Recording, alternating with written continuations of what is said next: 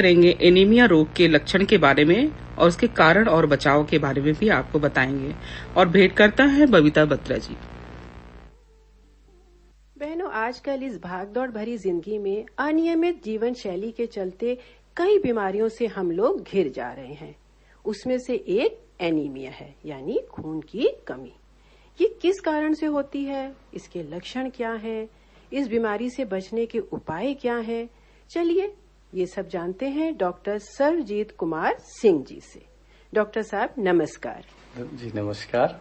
Doctor Sarjit जी, आज हम anaemia के बारे में बात करेंगे। जी। आप सबसे पहले ये बताएं कि ये रोग कैसे हो जाता है, मतलब और कारण क्या है इसका। जी, एनीमिया जो अंग्रेजी भाषा का शब्द है, इसका हिंदी में जो हम लोग बातचीत करते हैं इसे खून की कमी के नाम से जानते हैं, या इसे आमतौर पे हम कहते हैं हीमोग्लोबिन की कमी हो जाना। जी। ये एक्चुअली एक बीमारी नहीं है, ये एक अवस्था है जो किसी अन्य कारणों से होती है। तो हीमोग्लोबिन की कमी, हीमोग्लोबिन की कमी की वजह से हम इसे जानते हैं कि हीमोग्लोबिन की कमी हो जाती है तो एनीमिया हो जाता है, या ये कह सकते हैं कि स्वस्थ लाल रक्त कोशिकाओं की कमी हो जाती है। कारण कई हैं, ये तो एनीमिया की परिभाषा हो गई। कारण ये है कि लाल स्वस्थ रक्त कोशिकाओं की कमी क्यों हो जाती है। जैसे आपके खान पान में आयरन की कमी हो, विटामिन B12 की कमी हो जाए, फोलिक एसिड की कमी हो जाए, जिसकी वजह से लाल रक्त कोशिकाओं का निर्माण ठीक से ना हो पाए, या लाल रक्त कोशिकाएं किसी बीमारी की वजह से जैसे मलेरिया इत्यादि में टूटने लगती हैं तो वो कम हो जाती हैं, हीमोग्लोबिन भी कम हो जाता है तो हो सकता है। या फिर किसी वजह से आपको खून बहने, ज्यादा खून आपका बहे, जैसे मासिक धर्म के दौरान अधिक खून आना, बार बार एक महीने में कई बार मासिक धर्म आना, या कई बार किसी को एक्सीडेंट की वजह से खून ज्यादा बह जाए या पेट में अल्सर हो, उससे खून बहने लगे, तो एनीमिया यानी लाल रक्त कोशिकाओं की कमी हो जाती है, उससे हीमोग्लोबिन की कमी हो जाती है और इसे हम एनीमिया कहते हैं।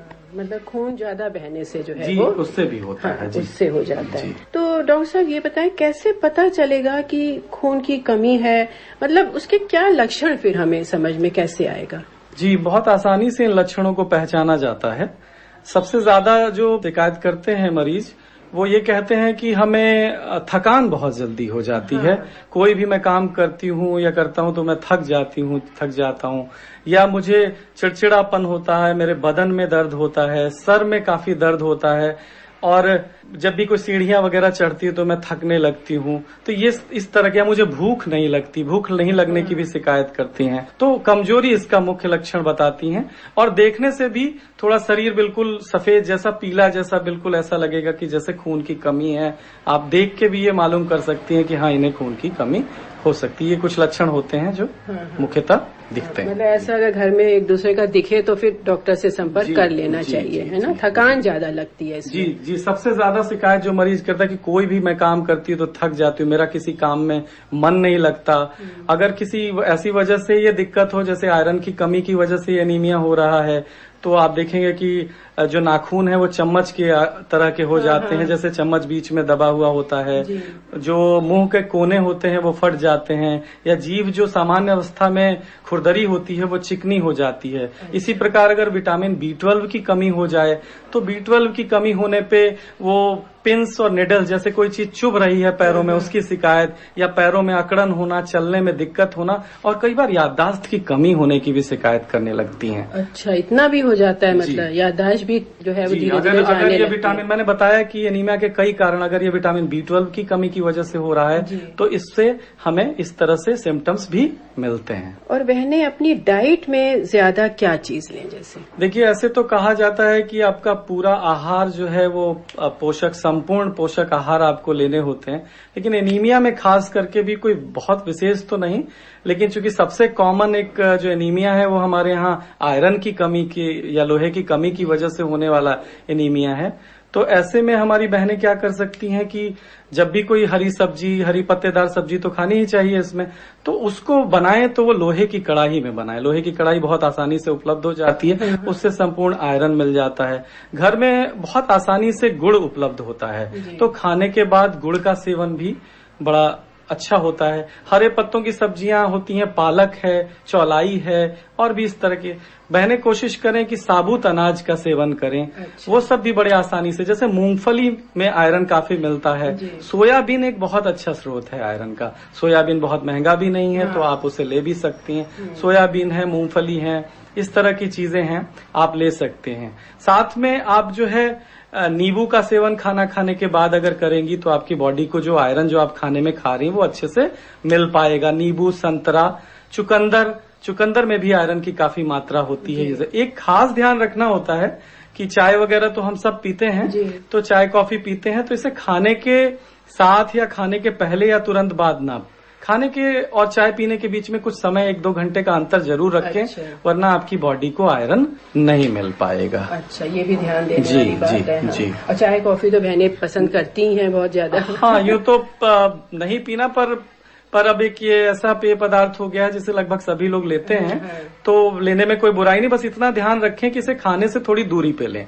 अंतराल पे लें, जिससे आपकी बॉडी को खाने के माध्यम से मिलने वाला आयरन जो है उपलब्ध हो सके। और डॉक्टर साहब ये भी बताएं कि एनीमिया बच्चों में भी होता है क्या? जी बिल्कुल होता है। एनीमिया 2 महीने के बच्चे में भी होता है। इसका एक मुख्य कारण है कि माँ का दूध लगभग हर चीज में परिपूर्ण होता है, लेकिन पता नहीं कुदरत ने ऐसा बनाया है कि वो विटामिन सी और आयरन में थोड़ा सा उसमें कमी होती है। इसीलिए छोटे बच्चों को हम लोगों की आयरन की खुराक भी देनी होती है।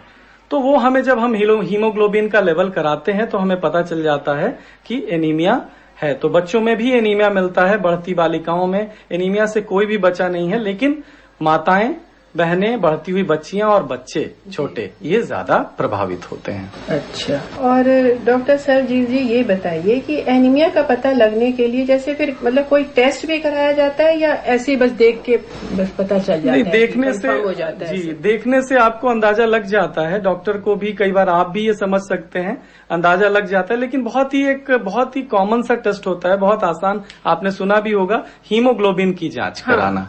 तो हीमोग्लोबिन की हम जांच करते हैं और देखते हैं कि जैसे किसी वयस्क पुरुष में अगर 13 से कम हो, महिला में 12 से कम हो हीमोग्लोबिन, गर्भवती महिला में 11 से कम हो, 2 से 6 महीने के बच्चे में 9.5 से कम हो, 6 महीने से 2 साल तक में 10.5, और 2 साल से 11 साल में 11.5, और उससे थोड़े बच्चे में अगर 12.5 से कम हो, तो हम इसे ही देख के कह सकते हैं कि वह एनीमिया उसे है। मतलब वो टेस्ट वैसे ये हीमोग्लोबिन का टेस्ट बहुत ही सस्ता है, बहुत आसानी से उपलब्ध है। इससे हमें एनीमिया के बारे में पता चल जाएगा कि है कि नहीं। कुछ एक और भी आसान से टेस्ट हैं जिसे कंप्लीट ब्लड काउंट CBC कहते हैं। उससे हमें एनीमिया किस प्रकार का है, जैसे आयरन डिफिशियंसी एनीमिया है या विटामिन B12 से है या जो है लाल रक्त कोशिकाएं ज्यादा टूट तो नहीं रही हैं, उसका पता भी हमें चल जाता। तो बहुत छोटे छोटे 2 टेस्ट हैं, कंप्लीट ब्लड काउंट और हीमोग्लोबिन। अगर डॉक्टर बाद में चाहें और तो 1-2 टेस्ट और भी करा सकते हैं। इससे आपको एनीमिया के बारे में, गंभीरता के बारे में पता चल जाएगा। अच्छा, मतलब हीमोग्लोबिन का भी करवा सकते हैं और CBC भी करवा सकते हैं, तो हमें पता चल जाएगा कि किस टाइप का है, किस वजह से है। और डॉक्टर साहब ये बताएं कि एनीमिया को किस तरह हम दूर कर सकते हैं, फिर इसका क्या इलाज है? जी, दूर करने के लिए मैंने पहले ही बताया, ऐसे भी कहा जाता है किसी भी बीमारी या किसी भी इस तरह की परेशानी में एक बहुत ही आप सबको बताया जाता है बचपन से ही कि जानकारी ही बचाव है, और बचाव जो है वो इलाज से बेहतर होता है हमेशा। तो मैंने आपको खान पान के बारे में बताया कि महिलाएं पूरा पोषक आहार लें, दाल लें, सोयाबीन लें, इतना पूरा अपना कंप्लीट फूड लें, और इसके साथ साथ आयरन की मात्रा भी जरूरत है। जैसे गर्भवती महिला को आयरन की ज्यादा जरूरत होती है, या जो माताएं अपने बच्चे को दूध पिला रही होती हैं, तो सरकार की तरफ से भी 3 महीने के लिए आयरन की गोली दी जाती है मुफ्त में।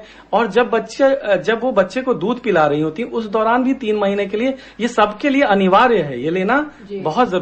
इसी तरह से सरकार का एक और प्रोग्राम भी है जिसमें बढ़ती हुई बच्चियों को हफ्ते में 2 बार आयरन की गोली दी जाती है। अच्छा। इससे उनके आयरन का लेवल मेंटेन रहता है। तो ये हम सब की जिम्मेदारी है कि गर्भावस्था के दौरान और जो है दूध पिलाती हुई जो माताएं बहनें हैं उनको आयरन की अतिरिक्त खुराक जरूर मिले, ये अनिवार्य है। इससे एनीमिया नहीं होगा। इसके अलावा अगर एनीमिया हो ही जाता है तो आपके डॉक्टर जो है कुछ खाने की टैबलेट्स या कई बार जब बहुत सीवियर एनीमिया या बहुत कठिन एनीमिया या ज्यादा वैसा हो जाता है तो रक्त चढ़ाने की भी आवश्यकता पड़ती है, लेकिन हमें उस स्तर तक ना जाना पड़े, इस बात का हमको ध्यान रखना चाहिए। खास करके ध्यान रखना है गर्भवती माताओं बहनों का। क्यों?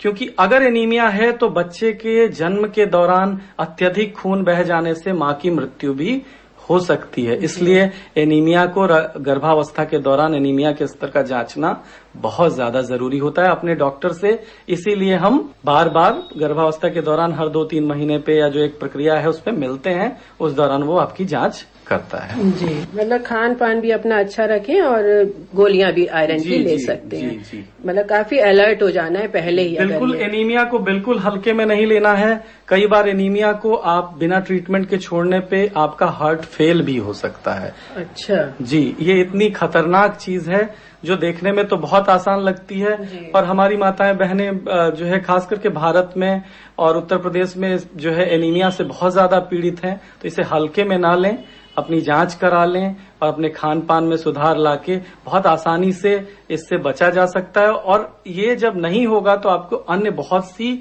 जो खतरनाक बीमारियां हैं उनसे भी बचाव होगा। जी, और हमारी बहनों को क्या कहना चाहेंगे? मैं तो बस यही कहना चाहूंगा, हमारे यहाँ माताएं बहनें अपना ध्यान नहीं रखती, वो पूरे परिवार का ध्यान रखती हैं, बच्चों का सबका ध्यान रखती हैं, पर वो अपना ध्यान, मैं उनसे बस यही कहूंगा कि वो अपने खान पान का ध्यान रखें और बीमारियों को होने से रोकें। इस बात का इंतजार ना करें कि बीमारियां होंगी तो मैं इलाज करूं या मैं जब बिल्कुल ही मुश्किल हो जाएगी तब मैं चलूंगी डॉक्टर के पास। अपना विशेष ध्यान रखें, क्योंकि माताएं बहनें ही हैं, उनको हर महीने मासिक धर्म का पालन करना पड़ता है। अतिरिक्त खून की मात्रा जाती है तो उन्हें अतिरिक्त आयरन की भी जरूरत होती है। तो वो पोषण अपना लें, माताएं बहनें अपना जो भी दाल है, प्रोटीन, जो भी मैंने चीजें बताई, दाल है, सोयाबीन है, जो भी आयरन की जो चीजें बताई हमने लेने को, वो अपना लें। जी, गुड़ है, ये सब चीजें लें ताकि उन्हें एनीमिया ना हो, क्योंकि एनीमिया से होने वाले अन्य दुष्प्रभाव काफी खतरनाक होते हैं। तो एनीमिया को ना होने देना या अर्ली स्टेज में हो जाए तो उसे रोक देने में ही भलाई है। तो डॉक्टर सरजीत कुमार सिंह जी से आज हमने जो है वो एनीमिया के बारे में बात की और बहुत अच्छी जानकारी इन्होंने हम लोगों को दी। तो आपका बहुत बहुत धन्यवाद। जी, आपका धन्यवाद।